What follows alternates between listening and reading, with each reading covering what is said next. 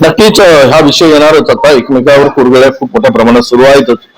आता अजित पवार भाजपचे प्रदेशाध्यक्ष आरोप करतायत. ते सुद्धा चूक झाली, आम्ही यांना सोबत घेतलं, सोडलं वगैरे असं म्हणतायत.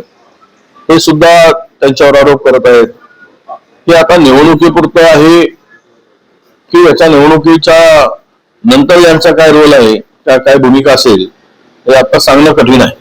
पण एक आहे की महाराष्ट्रामधल्या ह्या सगळ्या निवडणुकाकडे बघताना आणि जे काही आरोप प्रत्यारोप होत आहेत, यातून जनतेला सगळं कळायला लागलं की जेवढे काही भ्रष्टाचारी लोक आहेत किंवा आरोप होते, अशा लोकांना भारतीय जनता पक्षामध्ये सहज सामावून घेतलं जातं आणि त्यांना सोबत घेतलं जातं, त्यांना सत्तेत वाटा दिला जातो आणि मग पुन्हा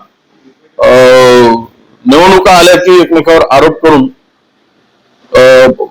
निवडणुकीपुरती सोंग दाखवलं जातं आणि निवडणुकीनंतर पुन्हा एकत्र येण्याचं यांची भूमिका ही महाराष्ट्राच्या जनतेला मूर्ख बनवण्याचंच काम आहे किंवा मूर्ख समजून स्वतःला शहाणे समजतायत असं त्याचा अर्थ होतो.